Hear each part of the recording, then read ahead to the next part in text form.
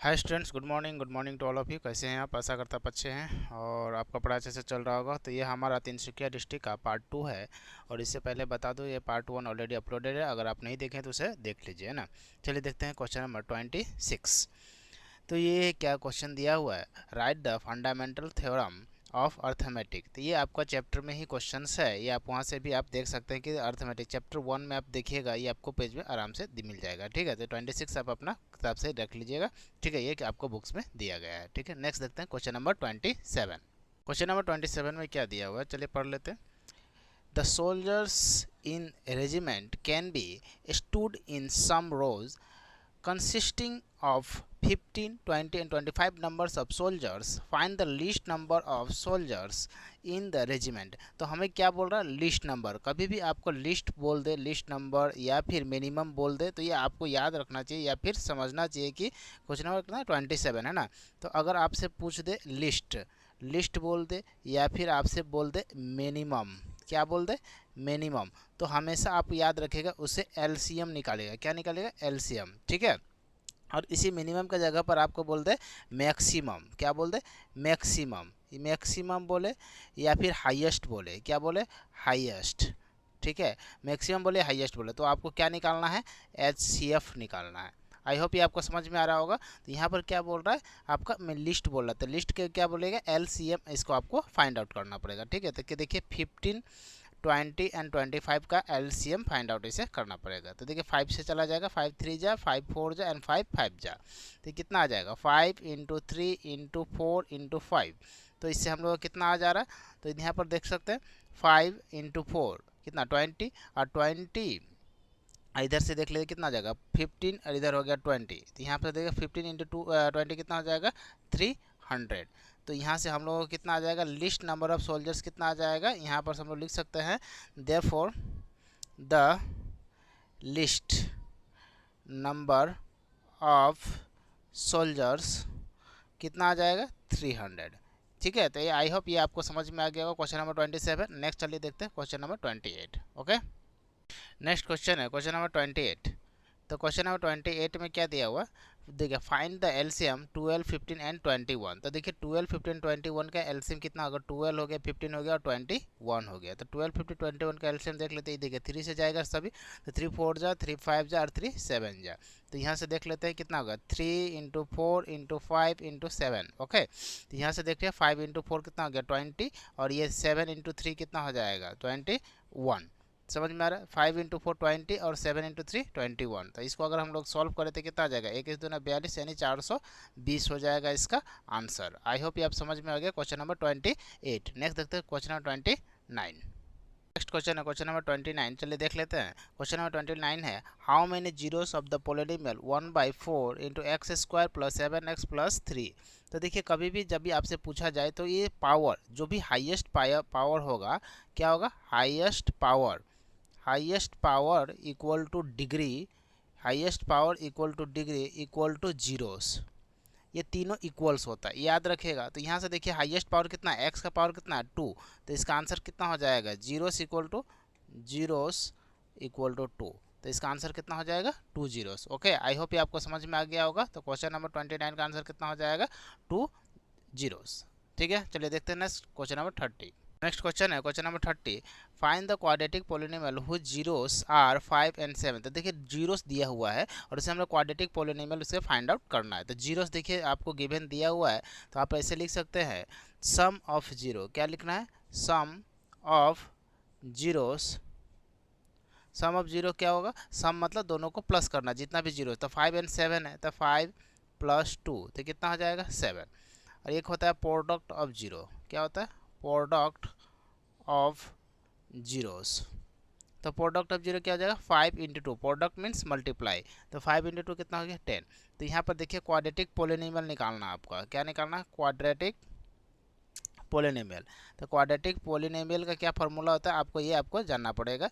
तो quadratic polynomial का यहाँ से आप देख सकते हैं फार्मूला होता है आपका x square minus sum of zero, sum of zeros into x plus में प्रोडक्ट ऑफ जीरो। क्या होता है? Product of zeros. ओके तो ये आपका फॉर्मूला होता है। तो यहाँ से देखिए ये आपको अच्छा से लर्न होना चाहिए वाला फॉर्मूला, क्योंकि ये एग्जाम में आपको खूब पूछा जाता है। तो यहाँ पर देखिए एक्स स्क्वायर का एक्स स्क्वायर होगा, सम ऑफ जीरो कितना है, सम ऑफ जीरो 7 है, तो 7 दे दीजिए, एक्स हो जाएगा, प्लस में प्रोडक्ट ऑफ जीरो कितना दिया और 10 है, तो यहाँ पर 10 हो जाएगा, और यही आपका क्या हो जाएगा, क्वाड्रेटिक पोलिनोमियल। ओके नेक्स्ट देखेंगे क्वेश्चन नंबर 31। क्वेश्चन नंबर 31 में क्या दिया हुआ, चलिए देख लेते हैं। Find the quotient when the polynomial x square minus 1 is divided by x plus 1। तो देखिए एक्स स्क्वायर, क्वेश्चन नंबर 31 है, एक्स स्क्वायर माइनस 1 को डिवाइड करना है एक्स प्लस 1 में। आई होप ये समझ में आ गया होगा। तो यहाँ से देखिए अगर मैं इस चीज़ों को और अच्छा से दिखाऊँ तो क्या हो जाएगा, एक्स स्क्वायर माइनस 1 में तो एक्स स्क्वायर यानी एक्स स्क्वायर और 1 का square divided by x plus 1। ठीक है तो यहाँ से समझ में आ रहा है आपको। तो एक्स स्क्वायर, तो यहाँ पे क्या ए स्क्वायर माइनस बी स्क्वायर, तो यहाँ से देख लीजिए ए प्लस बी और एक हो जाएगा ए माइनस बी, और ये हो जाएगा एक्स प्लस 1। तो एक्स प्लस 1 क्या हो गया, कैंसिल हो गया, तो क्या बच गया एक्स माइनस 1। तो यही क्या हो जाएगा आपका क्वासेंट। तो क्या हो जाएगा, ये आपका क्वासेंट है, तो ये आपका क्या हो गया क्वासेंट, और यही आपका क्या हो जाएगा आंसर भी। तो आई होप ये आपको क्वेश्चन नंबर 31 आपको समझ में आ गया होगा। नेक्स्ट देखते हैं क्वेश्चन नंबर 32। क्वेश्चन नंबर 32 में क्या दिया, चलिए देखते हैं। If in the polynomial F x, तो एफ एक्स का जो वैल्यू है वो कितना दिया हुआ, चलिए लिख लेता हूँ, के x square minus 2x plus 3k, और हमें क्या दिया बोला, the sum of the zeros are equal to product of zeros. तो सम ऑफ जीरो और प्रोडक्ट ऑफ जीरो क्या इक्वल है। तो यहाँ से देखिए हम लोग को सबसे पहले यहाँ से क्या निकालना पड़ेगा, सम ऑफ जीरो और प्रोडक्ट ऑफ जीरो। तो यहाँ पर देखिए ए का वैल्यू कितना दिया हुआ है, के दिया हुआ है, बी का वैल्यू कितना दिया हुआ -2 दिया, और सी का वैल्यू कितना दिया हुआ 3k दिया हुआ, ये हमें फाइनल गिवन में दिया हुआ है। ठीक है तो अकॉर्डिंग टू क्वेश्चंस में क्या दिया हुआ है, sum of zero equal to product of zero. तो यहाँ से हम लिख सकते हैं sum of zeros equal to product of zeros. ठीक है तो sum of zero equal to product, तो सम ऑफ जीरो का फॉर्मूला क्या होता है, minus B by A equal to product of zero का सी बाई ए। तो ए और ए कैंसिल हो गए, तो क्या बचा minus B by A, minus B equal to minus C. तो माइनस बी का वैल्यू क्या है हमारे पास, तो माइनस बी का वैल्यू है, देखिए बी का जो वैल्यू है -2 है, तो ये माइनस तो पहले से और ये -2 एक आ गया। सी का वैल्यू कितना है 3k। ठीक है तो माइनस माइनस क्या हो गया प्लस, ये हो जाएगा 2, और इधर से क्या आ जाएगा आपका 3k। तो यहाँ से देखिए 3 नीचे आ जाएगा, तो ये हो जाएगा 2/3 इक्वल टू के, देयरफॉर k इक्वल टू 2/3। तो आपका जो आंसर आ जाएगा के का वैल्यू, हमें फाइंड द वैल्यू ऑफ के निकालना था, तो के का वैल्यू क्या हो गया 2/3। आई होप ये क्वेश्चन नंबर 32 आपको समझ में आ गया होगा। नेक्स्ट देखते हैं हम लोग क्वेश्चन नंबर 33। नेक्स्ट क्वेश्चन है क्या दिया, find out whether the pair of linear equation 3x + 2y = 5 and 2x - 3y = 7 is consistent और नॉट। तो जो ये इक्वेशन दिया हुआ है क्वेश्चन नंबर 33, तो कोई इक्वेशन क्या दिया 3x + 2y = 5, दूसरा इक्वेशन है 2x - 3y = 7। तो ये जो इक्वेशन है उसको कॉन्सिस्टेंट है या नहीं है। तो कॉन्सिस्टेंट क्या होता है पहले आपको ये समझिए। तो देखिए इधर मैं बता देता हूँ, कॉन्सिस्टेंट का जो फॉर्मूला होता है, कंसिस्टेंट जैसे बात आपसे पूछे तो आपसे दो चीज़ याद आना चाहिए। देखिए इसका पहला होता है a1/a2 not equal to b1/b2, ये होता है कंसिस्टेंट का फॉर्मूला। एक और होता है कंसिस्टेंट का फॉर्मूला, ये भी आपको याद होना चाहिए, a1/a2 equal to b1/b2 equal to c1/c2, ये होता है कॉन्सिस्टेंट। और इसी के साथ आपको एक बार और चीज़ जानना चाहिए, एक होता है इनकॉन्सिस्टेंट। क्या होता है इनकॉन्सिस्टेंट, तो इनकॉन्सिस्टेंट का क्या फॉर्मूला होता है, तो वो भी आपको जानना चाहिए। ये होता है a1/a2 equal to b1/b2 not equal to c1/c2। तो ये तीनों फार्मूला आपको जानना चाहिए, क्योंकि कॉन्सिस्टेंट कौन है इनकॉन्सिस्टेंट कौन है। ठीक है तो चलिए देखते हैं अब हम लोग इसको फार्मूला निकलता है। तो देखिए a1 equal to 3, b1 equal to 2 and c1 equal to 5। उसी तरह a2 equal to 2, b2 equal to -3 and c2 equal to 7। Okay तो यहाँ से देख लेते हैं a1/a2 कितना आ जाएगा 3/2 एंड b1/b2 कितना आ जाएगा 2/-3। तो दोनों इक्वल है क्या, नहीं है। तो ये क्या आ जाएगा a1/a2 not equal to b1/b2। तो ये क्या है कॉन्सिस्टेंट है या नहीं है, तो ये कॉन्सिस्टेंट है। ठीक है तो नेक्स्ट क्वेश्चन होगा क्वेश्चन नंबर 34। नेक्स्ट क्वेश्चन है क्वेश्चन नंबर 34 क्या दिया, सॉल्व दिया है। देखिए इक्वेशन दिया है x - y = 26 और एक दिया है x = 3y। तो यहाँ पर देखिए 3y इस साइड आएगा तो क्या हो जाएगा, x minus 3y equal to 0। तो इसको इक्वेशन फर्स्ट मान लेते हैं, इक्वेशन सेकंड मान लेते हैं, ठीक है। तो यहाँ से देख लेते हैं, ये देखिए ये यहाँ से हम लोग ये क्या करेंगे, माइनस प्लस कर सकते हैं। ये हो गया माइनस, ये हो जाएगा प्लस, ये हो जाएगा माइनस। तो ये और ये कैंसिल, तो यहाँ से क्या बचेगा, प्लस 2y, यानी 2y का वैल्यू कितना दिया 26। तो y का वैल्यू कितना आ जाएगा 26/2 यानी 13। तो y का वैल्यू कितना आ जाएगा 13। तो आपको इसको पुटिंग कर देना है। तो putting y equal to 13 in equation first. तो फर्स्ट क्या में दिया हुआ है, x minus y equal to 26। तो y का वैल्यू कितना है 13, तो x माइनस 13 इक्वल टू 26। तो x का वैल्यू क्या आ जाएगा 26 माइनस से तो इधर आएगा तो प्लस हो जाएगा। तो x का वैल्यू कितना आ जाएगा 39। 6 प्लस 3 9 और 2 प्लस 1 3। तो x का वैल्यू 39 हो गया, y का वैल्यू कितना हो गया 13 हो गया। और यही आपसे फाइंड आउट करना था। ओके, तो आई होप ये क्वेश्चन नंबर 34 समझ में आ गया होगा। नेक्स्ट देखेंगे क्वेश्चन नंबर 35। क्वेश्चन नंबर 35 में क्या दिया, चलिए पढ़ते हैं।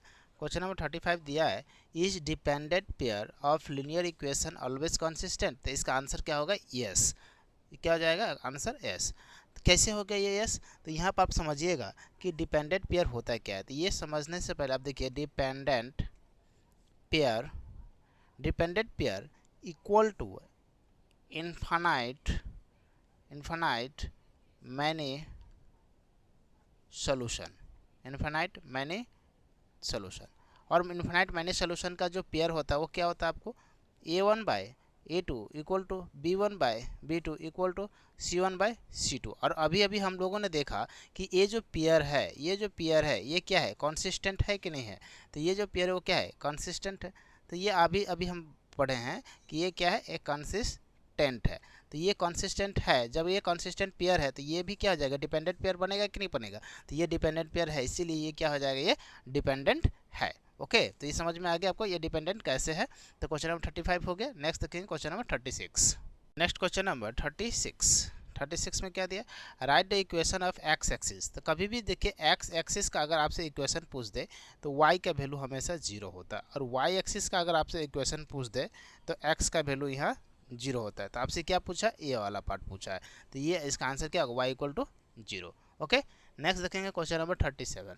नेक्स्ट क्वेश्चन है, क्वेश्चन नंबर 37 क्या दिया, write the two roots of the quadratic equation x² plus bx plus c equal to 0। तो देखिए क्वेश्चन नंबर 36 में क्या दिया आपको, एक two roots of quadratic equation निकालना है। तो इसका सीधा फॉर्मूला बनता है x equal to -b plus minus √100 b² minus 4ac by 2a।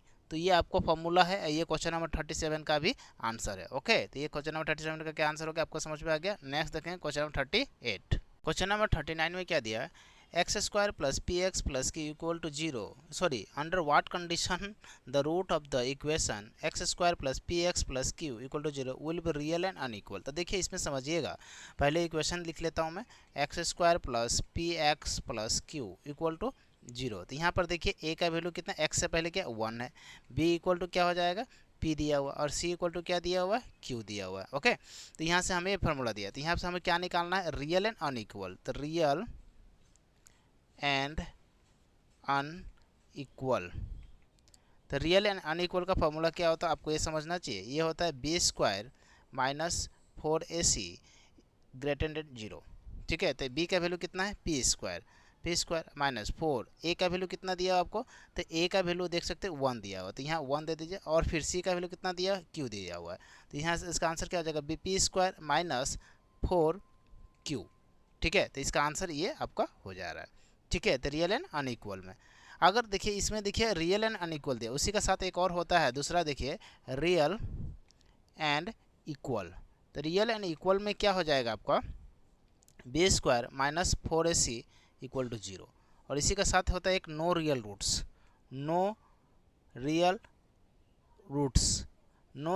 में क्या हो जाएगा, b² minus 4ac less than 0, यानी 0 से भी छोटा हो जाएगा ये वाला। ठीक है, तो ये तीनों इक्वेशन आपको याद रहना चाहिए, real and unequal, real and equal and no real roots.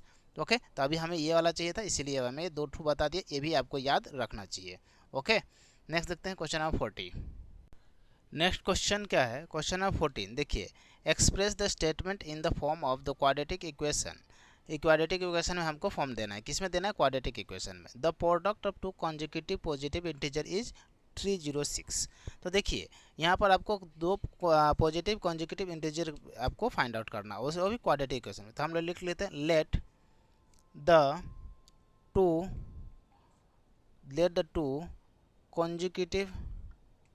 consecutive positive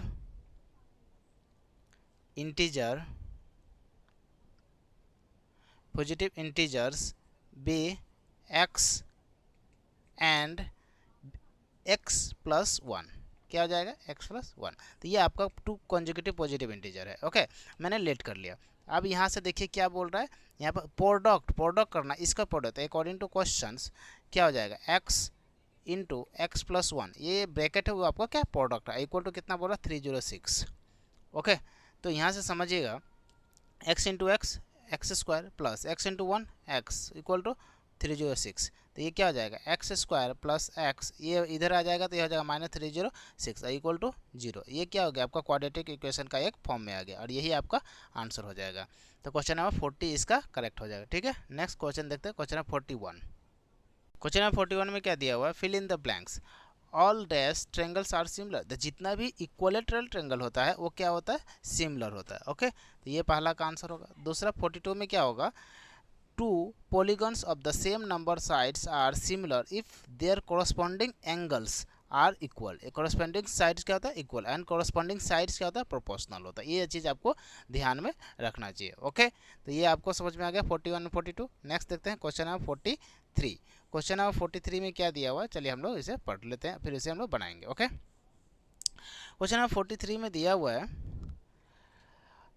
triangle A B C, आपको ये कॉन्ग्रुएंट का सिंबल दिया हुआ है और ट्रेंगल पी क्यू आर। तो मैं दो ट्रेंगल को फॉर्म कर लेता हूँ, ठीक है, निर्माण कर लेता हूँ। कॉन्ग्रुएंट है और ये है ए बी सी और एक है पी क्यू आर। तो ए बी का वैल्यू कितना दिया, 5 सेंटीमीटर और बी सी का 6 centimetre, B C 6 centimetre, P Q 10 centimetre और then what is the length of Q R. Q R का वैल्यू हमें फाइंड आउट करना है। तो यहाँ से समझिएगा क्या होगा, ए बी इक्वल हो जाएगा पी क्यू का, ए बी इक्वल क्या हो जाएगा, पी क्यू का। उधर बी सी किसका इक्वल हो जाएगा, क्यू आर का। तो ए बी का वैल्यू कितना दिया हुआ है, 5 सेंटीमीटर और क्यू आर का वैल्यू कितना था, 10 सेंटीमीटर।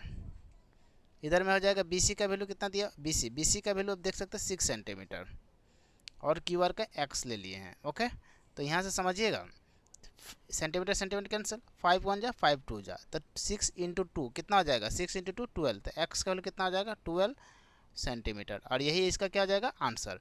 तो आई होप क्वेश्चन नंबर 43 का आंसर क्या हो जाएगा, 12 सेंटीमीटर। आई होप ये समझ में आ रहा होगा। नेक्स्ट देखते हैं क्वेश्चन नंबर 44। नेक्स्ट क्वेश्चन है question number 44। In the given figure D E parallel to B C. तो D E parallel to B C. Okay, उसके बाद क्या बोल रहा है, आपको कुछ गिवन दिया हुआ है, ए डी का वैल्यू एक्स है, ए डी का एक्स दिया। तो ये हम सारे का सारे, तो इसका फॉर्मूला क्या होता है, देखिए A D divided by B D और ये होता है A E divided by B C. ये आपको फार्मूला याद होना चाहिए। तो ये देखिए A D divided by B D equal to A E equal to E सी।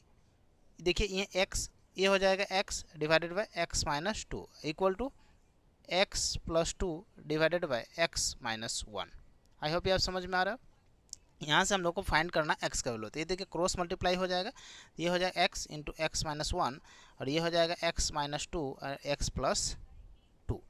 ठीक है, तो यहाँ से देखिए x into x, x square minus x और ये हो जाएगा ए स्क्वायर माइनस बी स्क्वायर का मतलब ए स्क्वायर माइनस बी स्क्वायर।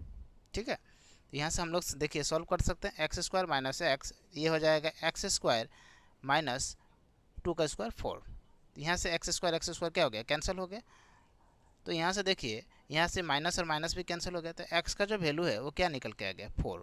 और यही क्या हो जाएगा, इसका आंसर भी हो जाएगा। क्वेश्चन नंबर 44 का आंसर, एक्स का वैल्यू कितना मिल गया, 44, सॉरी एंस का 44 का आंसर 4। नेक्स्ट देखें क्वेश्चन नंबर 45। नेक्स्ट क्वेश्चन है, if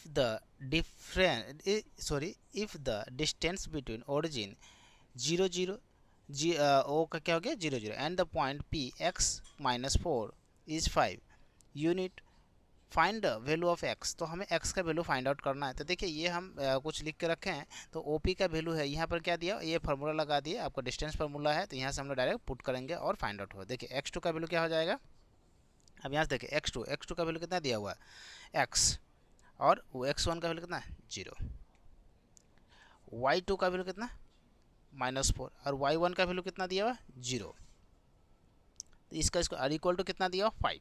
आई होप ये समझ में आ गया होगा आपको। तो यहाँ से देखिए एक्स माइनस 0 कितना हो जाएगा, एक्स ही होगा, एक्स स्क्वायर प्लस -4 का स्क्वायर कितना हो जाएगा 16, और इक्वल टू 5 का 5 हो रहेगा। ठीक है, तो ये रूट अगर हम हटा दें तो क्या हो जाएगा एक्स स्क्वायर प्लस 16, और इधर में क्या हो जाएगा 5 का स्क्वायर हट जाएगा। क्यों, क्योंकि जब भी रूट हटता है तो इस साइड क्या हो जाता है स्क्वायर आ जाता है। इतना समझ में आ रहा है आपको। तो यहाँ से देखिए x square plus 16 equal to 5 का स्क्वायर कितना आ जाएगा 25, 16 को इधर भेज देते हैं तो एक्स स्क्वायर क्या हो जाएगा 25 माइनस में 16, तो एक्स स्क्वायर इक्वल टू कितना हो जाएगा 9, तो एक्स इक्वल टू हो जाएगा प्लस ये रूट अंडर 9, तो x का वैल्यू क्या हो जाएगा प्लस माइनस √3, और यही आपका इसका क्या हो जाएगा आंसर। ठीक है, नेक्स्ट देखते हैं क्वेश्चन नंबर 46। नेक्स्ट क्वेश्चन है question number 46, if the 3 points of the collinear what will be the area of triangle from the 3 points. जब भी 3 पॉइंट्स का कोलिनियर दे तो एरिया हमेशा इसका जो फॉर्मूला होता है ये वाला आपको फॉर्मूला याद हो रहना चाहिए, और ये हमेशा याद रख के चलिए, ये आपका वेरी वेरी इंपॉर्टेंट फॉर्मूला है जब ये सिंगल एक लाइन होता है तब भी। ठीक है, तो 3 पॉइंट्स का एरिया भी निकालने थे तब पर भी यही फॉर्मूला लगाना है। ओके, नेक्स्ट देखते हैं क्वेश्चन नंबर 47। नेक्स्ट क्वेश्चन है question 47, if the point B,7 क्या दिया हुआ B,7 lie on y axis. कभी भी y एक्सिस पूछे तो x का वैल्यू हमें चेक करना है, तो x का वैल्यू क्या होता है 0, तो y एक्सिस में x इक्वल टू 0 होता है, तो x क्या है यहाँ पर b, तो b इक्वल टू क्या हो जाएगा 0, और यही आपका क्या हो जाएगा आंसर। आई होप ये आपको समझ में आ गया होगा। क्वेश्चन 47 का आंसर कितना हो जाएगा 0। ओके, नेक्स्ट देखते हैं क्वेश्चन 48। नेक्स्ट क्वेश्चन है 48, क्या दिया हुआ चलिए देखते हैं। 10, 35 क्या दिया हुआ 10, 35, 10, 60 एंड 10, 55 एंड 10, 30।